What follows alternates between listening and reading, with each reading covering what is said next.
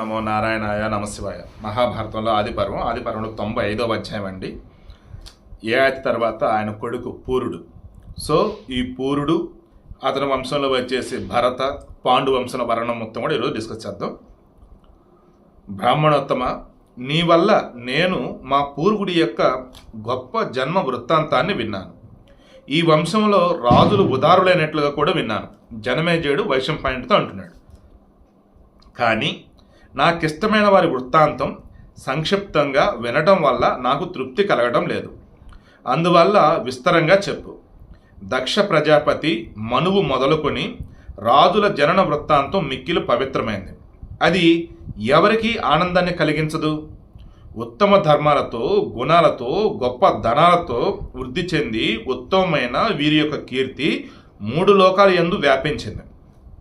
సద్గుణాలు, సామర్థ్యం, పరాక్రమం, తేజస్సు, బలం, ఉత్సాహం కలిగి అమృత సమానమైనటువంటి వారి కథను ఆస్వాదిస్తూ తృప్తిని పొందలేకపోతున్నాను. అప్పుడు వైశంపాయనుడు ఇలా అన్నాడు. రాజా, మునుపు వ్యాసుడు చెప్పగా విన్న మీ వంశీయుల శుభప్రదమైనటువంటి జన్మ వృత్తాంతాన్నంతా కూడా నేను నీకు చెబుతాను, సావధానంగా విను. దక్షుని వల్ల అదితి, అదితి వల్ల వివస్వంతుడు, వివస్వంతుని వల్ల మనువు, మనువు వల్ల ఇలయందు పురూరవుడు, పురూరుని వల్ల ఆయువు, ఆయువు వల్ల నహుషుడు, నహుషుని వల్ల యయాతి కలిగి ఉన్నారు కదా, పుట్టారు కదా. ఈ యయాతికి 2 భార్యలు. వారిలో మొదటిది శుక్రాచార్యుని కూతురు దేవయాని, రెండవది వృషపర్వుని కూతురు శర్మిష్ట. దేవయాని యదువును తుర్వసును కన్నది. వృషపర్వుని కూతురు శర్మిష్ట ద్రుహీవు, అనువు, పూరువులను కన్నది. అందు యదు సంతానము యాదవులు, పూరుని సంతానము పౌరవులుగా ప్రసిద్ధి చెందారు. పూరుని భార్య కౌశల్య, ఆమె యందు జనమేజయుడు జన్మించాడు. అతడు 3 అశ్వమేధ యాగాలను విశ్వజిజ్యాగాన్ని చేసి వనానికి వెళ్ళాడు. సో వానప్రస్థం అన్నట్టు. ఇక జనమేజయుడు మధువంశంలో పుట్టిన అనంతుని వివాహం చేసుకున్నాడు. అతనికి ఆమె యందు ప్రాచీన్వంతుడు జన్మించున్నాడు. అతడు సూర్యోదయం లోపల తూర్పు దిక్కునంతా కూడా జయించాడు. అందువలనే అతడు ప్రాచీన్వంతుడు అయ్యాడు. ప్రాచీన్వంతుడు యదువంశీయురాలైనటువంటి అశ్మకిని వివాహం చేసుకున్నాడు. అతనికి ఆమె యందు సంయాతి జన్మించాడు. సంయాతి దృశ్యధ్వంతుని కూతురైన వరాంగిని వివాహం చేసుకున్నాడు. అతనికి ఆమె యందు అహంయాతి జన్మించాడు. అహంయాతి కృతవీరుని కూతురకు భానుమతిని వివాహం చేసుకున్నాడు. అతనికి ఆమె యందు సార్వభౌముడైన కొడుకు పుట్టాడు. సార్వభౌముడు కేకే రాజకుమారి సునందను జయించి అపహరించి వివాహం చేసుకున్నాడు. అతనికి ఆమె యందు జయత్సేనుడు జన్మించాడు. జయత్సేనుడు విదర్భ రాజకుమారి సుశ్రవను వివాహం చేసుకున్నాడు. అతనికి ఆమె యందు అవాచినుడు జన్మించున్నాడు. అవాచినుడు కూడా విదర్భ రాజకుమారి మర్యాదను వివాహం చేసుకున్నాడు. అతనికి ఆమె యందు అరిహుడు జన్మించున్నాడు. అరిహుడు అంగదేశపు రాజకుమారిని వివాహమాడాడు. అతనికి ఆమె యందు మహాభౌముడు జన్మించాడు. మహాభౌముడు ప్రసేనజిత్తు కూతురైన సుయజ్ఞుని వివాహమాడాడు. అతనికి ఆమె యందు అయుతనాయి జన్మించాడు. అతడు 10,000 అంటే పురుష మేధాలను చేసున్నాడు. అందువలనే అయుతనాయి అంటే 10,000 అన్నట్టు ఇచ్చున్నారు. మరి సరే, అతడు 10,000 పురుష మేధాలను చేశాడు. అందువలనే అయుతనాయి అయ్యాడు. అయుతనాయి పృథుశర్వుని కూతురు కామ అనే ఆమెను వివాహమాడాడు. అతనికి ఆమె యందు అక్రోధనుడు జన్మించాడు. అతడు కళింగ దేశపు కరంబుని వివాహమాడాడు. అతనికి ఆమె యందు దేవాతిథి జన్మించాడు. దేవాతిథి విదేహ రాజకుమారి మర్యాదను వివాహమాడాడు. అతనికి ఆమె యందు అరిహుడు జన్మించాడు. అరిహుడు అంగదేశపు రాజకుమారి సుదేవుని వివాహమాడాడు. అతనికి ఆమె యందు రుక్షుకుడు అనే పుత్రుడు జన్మించాడు. రుక్షుకుడు తక్షకుని కూతురకు జ్వాలను వివాహమాడాడు. ఆమె యందు మతినారుడను పుత్రుడు జన్మించాడు. మతినారుడు సరస్వతి నదీ తీరంలో గుణ సమన్వితమైనటువంటి 12 సంవత్సరాల సత్రాన్ని చేశాడు. సత్రం పూర్తయినాక సరస్వతి అతనికి సమీపించి భర్తగా కోరింది.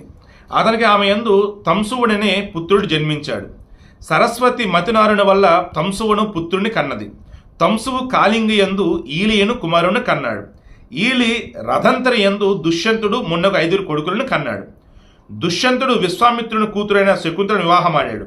అతనికి ఆమె యందు భరతుడు జన్మించాడు. ఈ భరతుడి గురించి మనం మాట్లాడుకున్నాం గతంలో.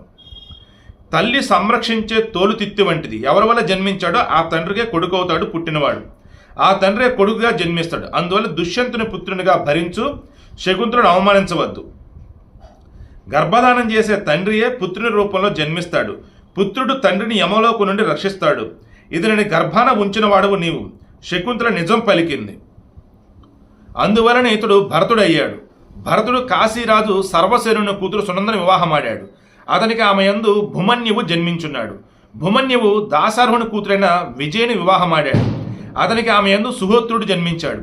సుహోత్రుడు ఇక్ష్వాకు రాజకుమారి సువర్ణను వివాహమాడాడు.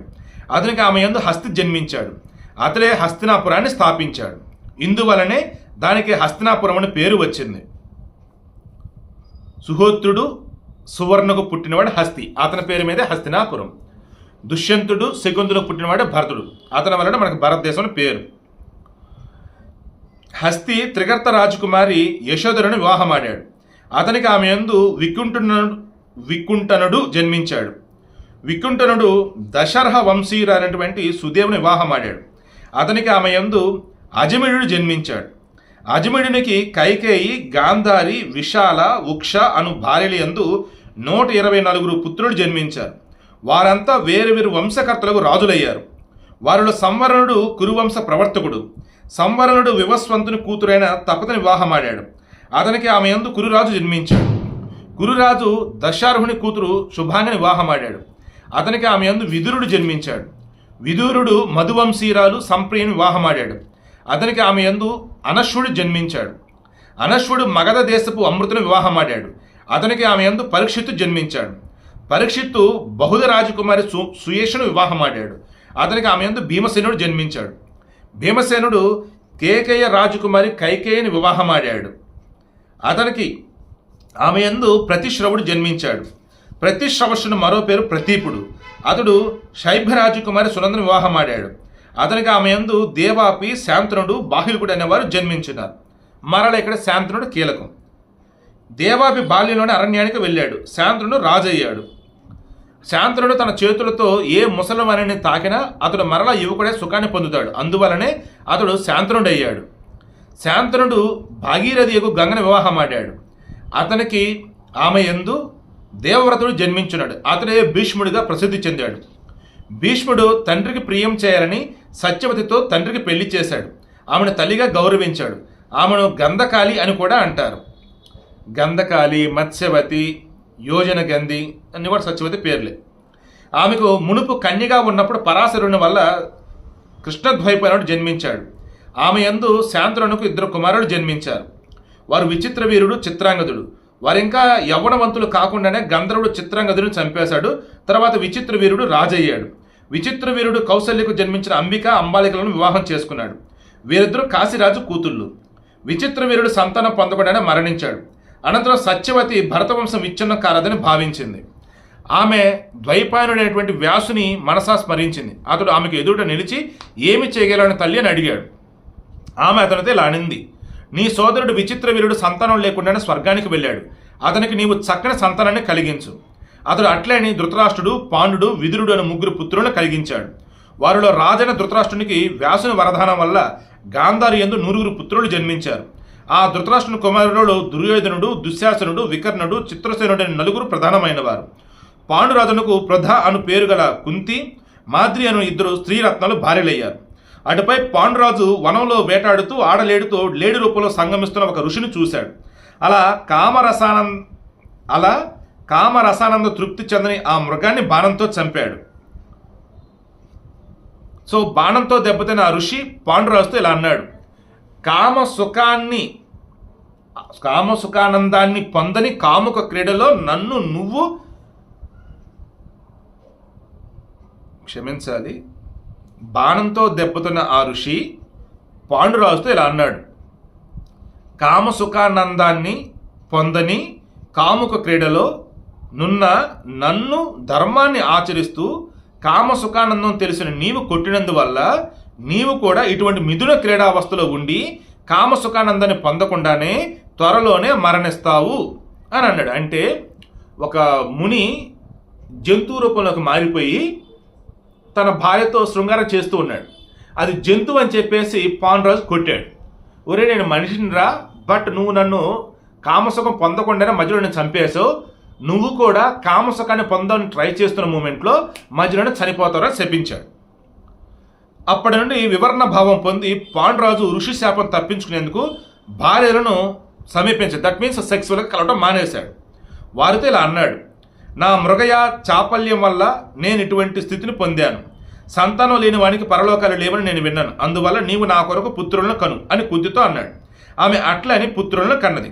ధర్మదేవుని వల్ల యుధిష్ఠిరుని, వాయువు వల్ల భీమసేనుని, ఇంద్రుని వల్ల అర్జునుని పొందింది.